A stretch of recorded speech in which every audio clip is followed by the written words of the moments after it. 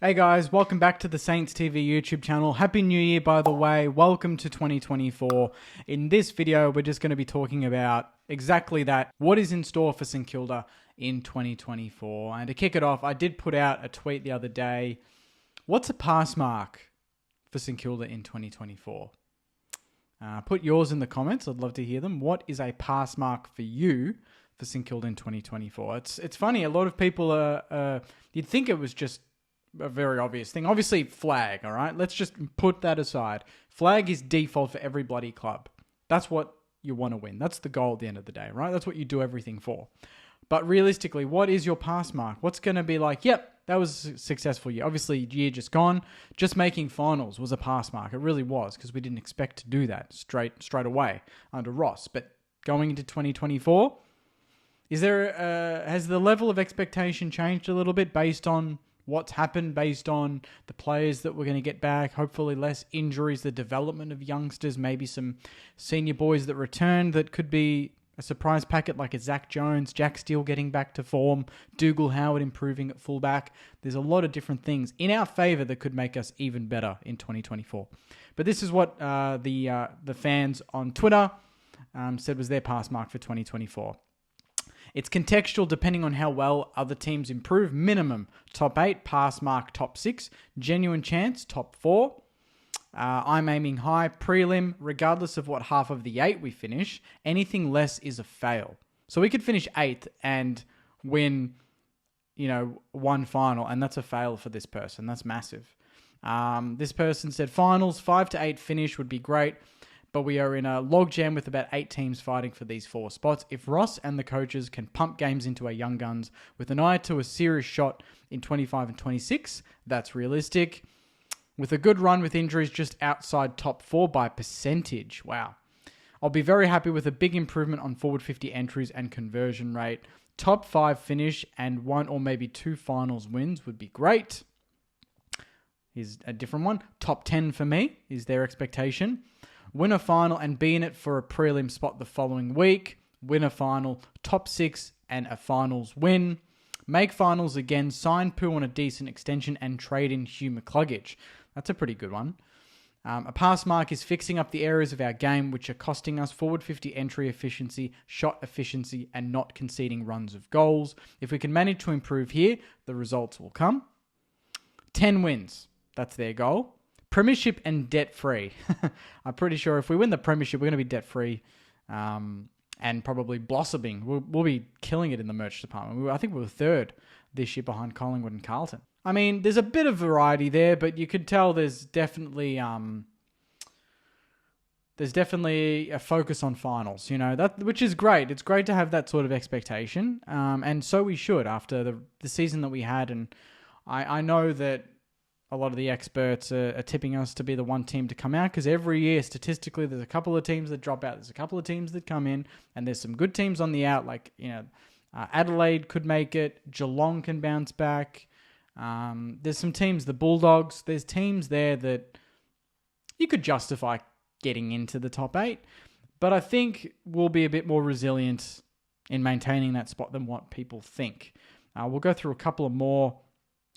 Top 6 finals win, King to finish top 5 in the Coleman, Steele to poll 20 plus votes in the Brownlow. Finals again, got to back it up when everyone's writing us off. That's actually summarizes it perfectly. We've just got to back it up because if we don't, we're back to that log jam. We're back to being that no man's land. There's a thread on Big Footy that's St Kilda in no man's land, and that's been running for as long as I've been on Big Footy, and it pops up every now and then when we lose a game. So if we had a year where we struggled, we didn't make finals, that is going to be party town for every other AFL fan. And I'll be stalking it on my keyboard, just, rustling and really angrily reading it and not responding, but just being like, bloody hell.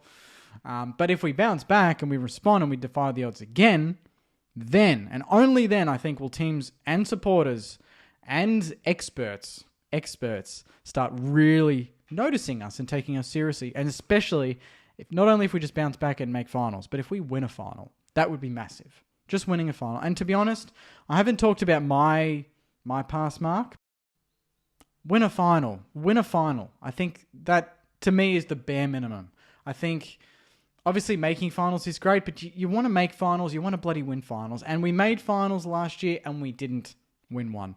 So I think the logical thing is to do what we did again, except right the wrongs of the elimination final. I think that's pretty fair, right? I think we've got all the tools there. In terms of, 2024 and what it holds for St Kilda, I think it's just last year I watched back my 2023 one and I talked about learning and getting used to this new system and adjusting to Ross and everything. And we did that so quickly. 5 weeks later and we were 4-1, after that video. So things escalated pretty quickly from that video to the season. In terms of this one, I think it's a bit simpler. I think it's just a confirm. We've got to confirm ourselves as a genuinely improving side in the competition.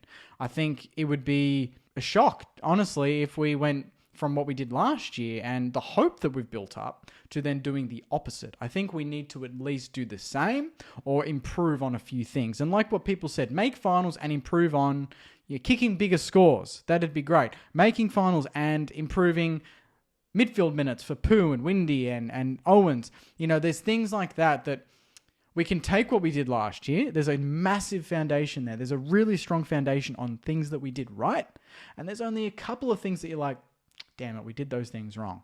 So if we can do what we did right, improve on that and utilize that in game and win games, but then improve on the things that I just mentioned that we struggled at last year, runs of goals, midfield, just midfield in general, getting dominated there, and not being able to kick scores when we're on top of teams. Because, there's going to be games where you're chasing and you're like, damn, I can't see us putting 6 goals on here to get back into the game. Other teams can do that easily. We saw Carlton do it to us. We couldn't do that to most teams, or any team really this year or last year. But we're going to need to learn how to do that. But also, on the flip side, when we're on top of teams and we're dominating the game, there's been so many games this year, or I say this year, last year in 2023, where we were the better team, but we couldn't put the scoreboard pressure on because we were just so shit at forward efficiency and converting chances that should have been converted. So in this season, moving forward, I want to see when we're on top and we're really bullying a team, that it's not 12 points the difference. It needs to be 6 goals the difference. We need to be really putting it on. Like 04-05, I look back there, and when we were on top in those years, we were on top. Like, it was a demolition. I want to get to that a little bit more. Let's add a bit more swagger. We've got the players now. We've brought in some really exciting, quick players. I hope that could really translate to a quick style of football. Still very, very sound defensively, obviously, but to be able to up our goals per game, maybe 2 to 3 goals extra per game would be phenomenal. And just having a fit Max King will do that. That's 2 goals there a game, right there. He was averaging 3, I think, when he played this year in his 11 or 12 games. So that's a no-brainer. Higgins, Butler, bigger, better output. Owens, Filippo, hopefully kick more goals than they did the season before. There's so much scope there for us. So 2024 for me is a season of... Last year was a season of learning. Now it's a season of confirming. We had that year of exploration, as Ross kindly puts it, or eloquently puts it. But this year it's let's confirm to the competition that we are back. We're not here to just be a one-season wonder. We're not here to just be a middling club that had they exceeded expectations. They did that. They couldn't back it up. They will not back it up. That's what people are saying. It's not, I don't think they'll back it up. They're that sure that St Kilda will not back it up. They'll fall out of the 8. Their midfield's not good enough. Let's see. So that's my 2 cents saying on 2024 for St Kilda. Hopefully you enjoyed the video. Thanks to everyone for submitting their pass marks for the season. If you haven't, put it in the comments. Let's create a discussion. What's your pass mark? Are you aiming ridiculously high? Are you going prelim minimum? Or is it just improvement, top 8 finish? Or is it, some people there were saying just top 10? Would that be it? Would that be enough? Top 10 and maybe kicking more goals.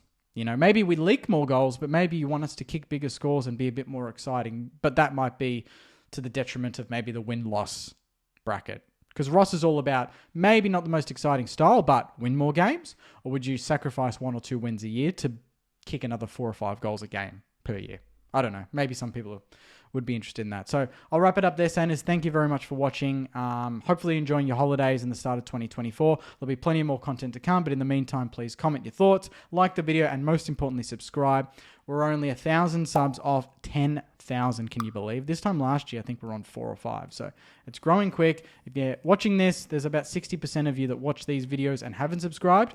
If only half of you subscribe, we'll get to that 10,000 pretty quickly, so I'd really appreciate that. So on that note, enjoy the rest of your week, Saners. Take care, and as always, go you mighty Saners. See you guys.